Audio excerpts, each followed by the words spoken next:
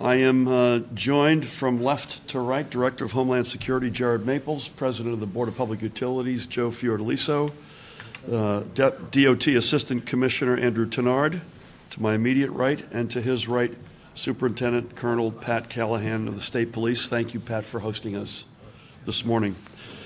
So we're now in day 2 of this storm. Thankfully, yesterday stayed about true to the forecast, with rain throughout most of the state and a wintry mix across North Jersey and the higher elevations. It was about as we expected it would be.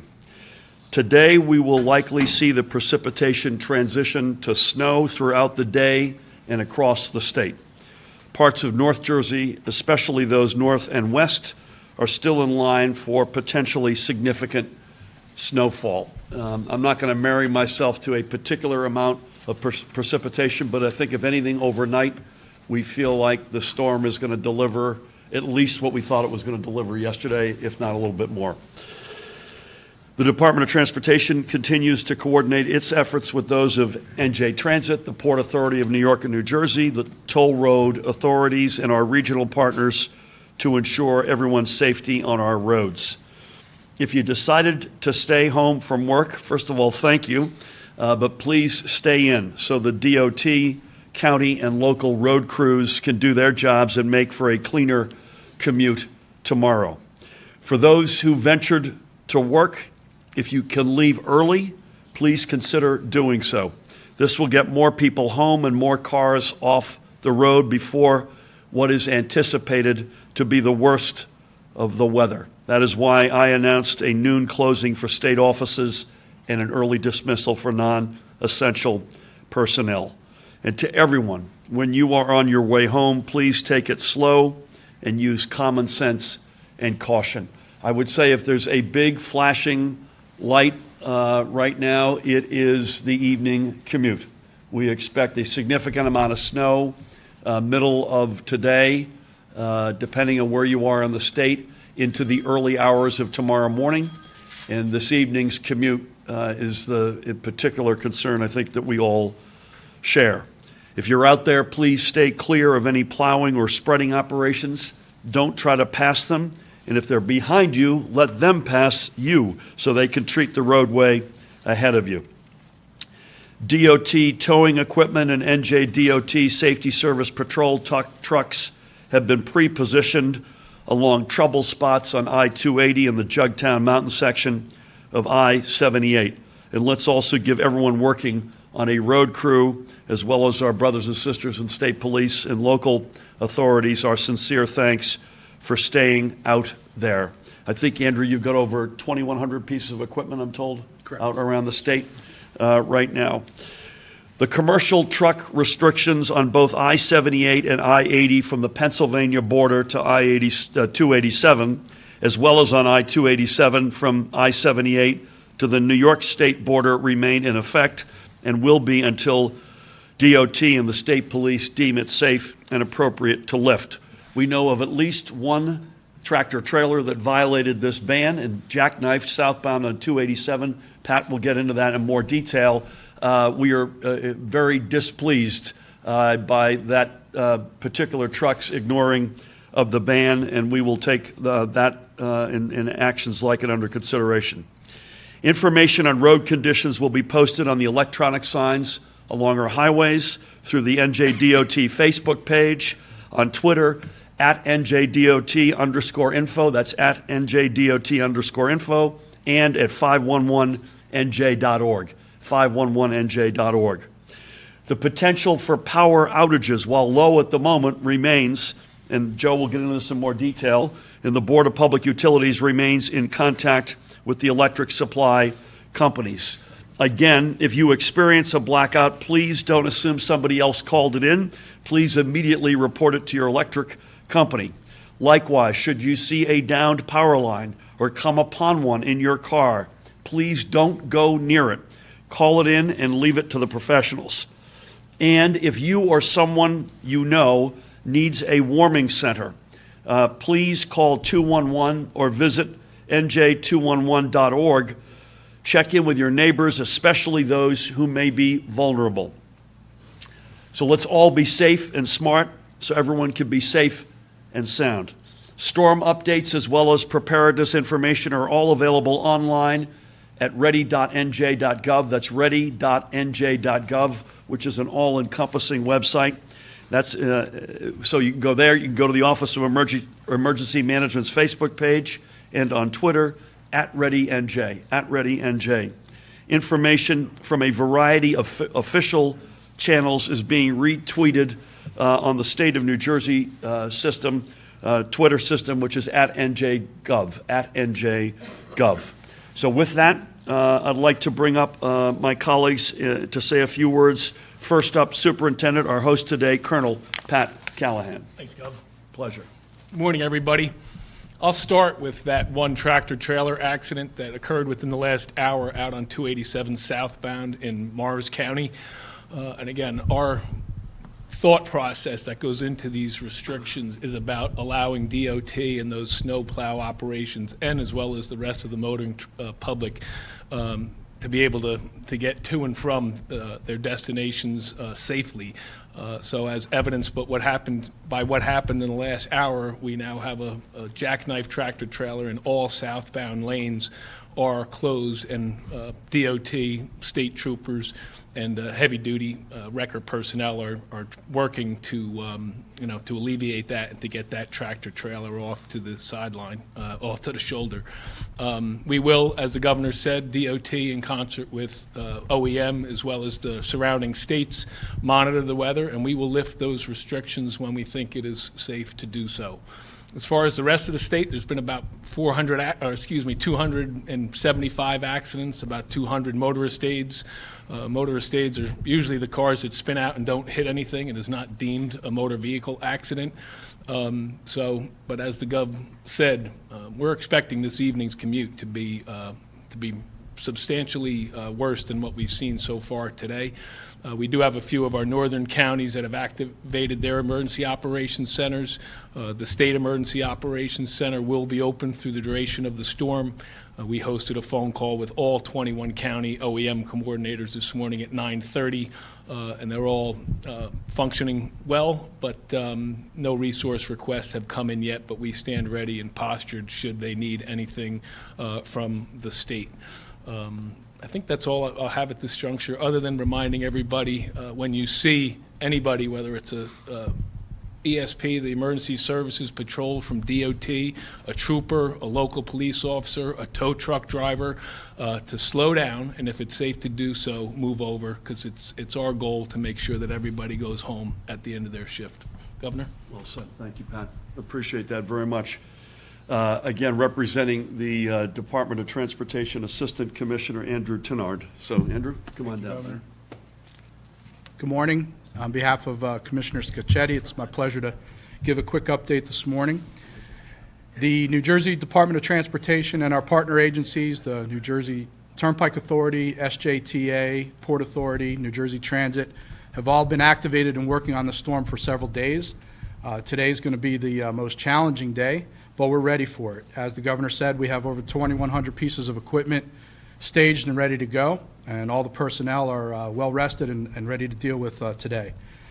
Just to get a little bit more precise on some of the other things that were mentioned, there are commercial travel restrictions in place on Interstate 80 from the Pennsylvania border all the way to the interchange of 287, Interstate 78 from the Pennsylvania border to the interchange of 287, and then 287, 78 interchange north up to the New York border. Both directions, commercial travel restrictions are in place. As Colonel Callahan said, we've already had one violation that has clobbered the southbound side of 287.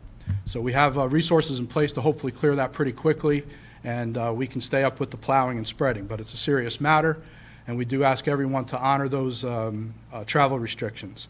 We have 38 dedicated towing assets in place, both heavy wrecker and light-duty travel or towing assets in place to help clear the travel lanes in those restricted areas if need be. We've also implemented our incline packages on Interstate 78 and I-280, as the governor said.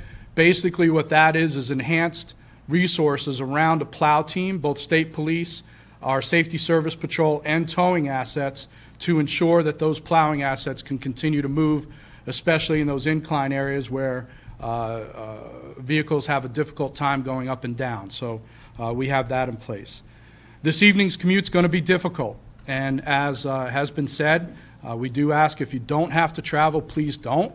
I understand today's a pretty good Cyber Monday. It's a great time to stay at home and hang out on the computer and get all those deals. So we dialed up the weather to facilitate that a little bit. So please try to stay off the road. If you do have to be somewhere, try to get off the road as quickly as possible. And also consider if you are leaving towards the end of the storm or towards the tail end, if you could stay put for a little while until the storm abates, that would be good too. The message here is please try to stay off the road. Our motto is clear the roads so we can clear the roads, and that's what we're trying to get across. It's been a pretty light commute this morning, so it seems like some people are heeding that, which we appreciate greatly, and we hope we can repeat that this afternoon and this evening, and then have everything cleared tonight and get back to Tuesday as normal. Thank you very much. Thanks, Andrew. Well said. Thanks. Andrew mentioned that we have been blessed with a little bit of a lighter commute, so folks are paying attention, so thank you for that. I think we had about 150-ish schools closed in the state. Most of them are up north, and there's a whole bunch of others that have early dismissals in place. And so far, generally so good on NJ Transit, am I right? Both bus and rail? So far so good, and obviously go to njtransit.com if you're going to be taking a bus or a train later today. Outages are low, but with the amount of accumulation we're expecting, particularly up north and northwest, our gut tells us that may change meaningfully. Please help me welcome the President of the Board of Public Utilities, Joe Fiordaliso. Thank you, Governor. Joe? Good morning. As the Governor indicated, the outages right now are low. We're at about 2,085 statewide outages. Put that in a little bit of perspective, we have over 4 million customers who receive power. So 2,085 is manageable. But as I said yesterday, if there's one person, one customer out, it's one too many. So we're working feverishly. The utilities are. We're in constant contact with them. They actually kid me, the heads of the utilities, and during a storm they feel like we're going steady or something, and and that's the way it should be. We want to make sure that everybody has power, and that's our primary goal. If this turns out to be a wet snow and it sits on the wires, the potential is there for wires to go down. If you see a downed wire, please stay away from it. They are nothing to fool around with. You're putting your life in jeopardy by going near it. Certainly don't touch it. If you do have an outage, call your utility. Make sure they are aware of that outage, and make sure they're aware of that down wire if it's in front of your home, because they're extremely dangerous. They can burn right through the asphalt of your street. So you don't want to touch it. We will monitor it. As the Governor indicated, outages will increase probably during the course of the day as the snow intensifies. But I want to assure everyone, we're on top of it, and we will restore, the companies will restore as quickly as possible. So thank you. Thank you, Joe. Well done. Joe alluded to this. Even though the outages are relatively low, if it's your house that's out, you're upset, and we don't blame you. So our objective, just as it is on NJ Transit, is to bat 1,000. So thank you, Joe, for that.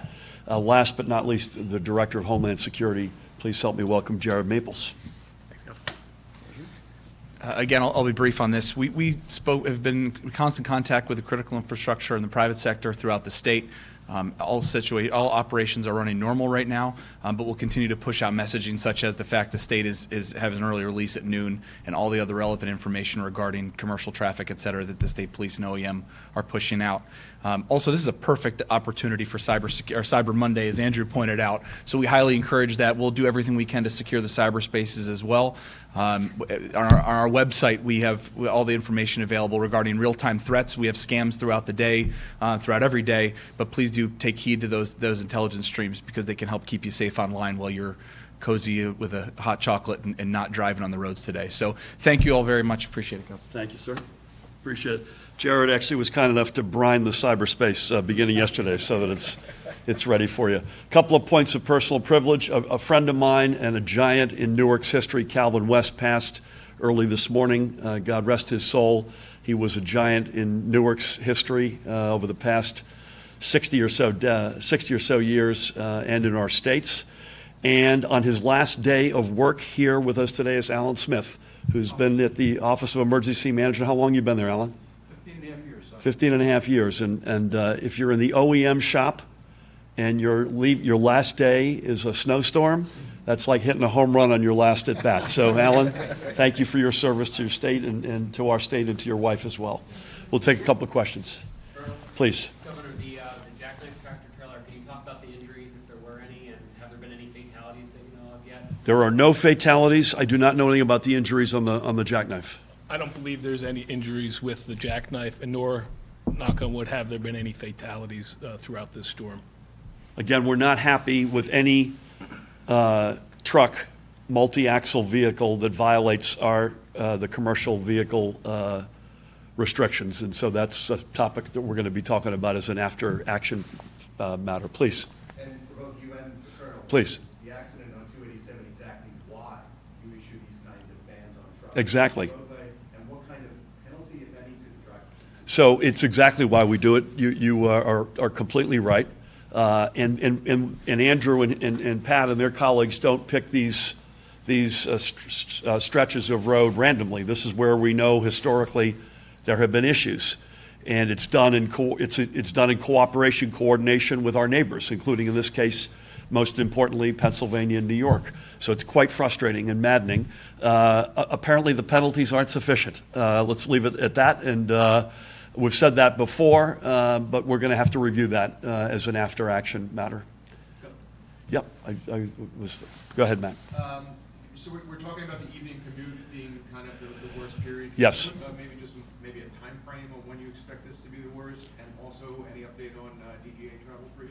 So on the time frame, it's sort of beginning right around now, so middle of the day into the early hours of tomorrow, so 3 or 4 in the morning. And the evening commute isn't the unique period of time, but it's right in the middle of that window. And precipitation accumulation ranges are going to depend on where you are. But if you're in the north, bless you, in the north or northwest, we could see up to double-digit inches. So, and my answer on the DGA travel is the same as it was yesterday. I'm here not just in words but in action for New Jersey. When or whether, in fact, I go to the event is to be determined. But at the moment, I'm remaining and will continue to do so at the bridge of the ship. Please. Do you anticipate having to adjust any of the NJ Transit or public transportation services for the evening commute or the schedule staying? I'll ask Andrew to come in, but I think we're going to play a lot of this as an iterative matter to see how this unfolds over the next number of hours. Is that fair? Yes, it is. And when we checked with New Jersey Transit this morning, their EOC is fully staffed up, and they're monitoring the commuting patterns, and they're prepared to make scheduling adjustments to support people who want to have an earlier commute. So they're ready to make adjustments. An obvious point, as we've seen, we're beginning our third winter together, this team. We have, for instance, NJ Transit has modified bus schedules historically in the past if conditions were too treacherous to keep the regular schedule. So that's one modification that has been made. And again, I'd encourage folks to go on njtransit.com, and the folks there will keep that as up to date as they can. Please.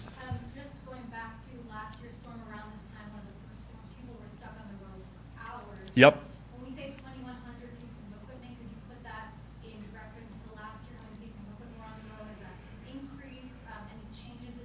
compared Yeah. to last year? So that storm, putting aside that it came up as a surprise, a little bit out of left field, it was a lot more intense than folks had expected.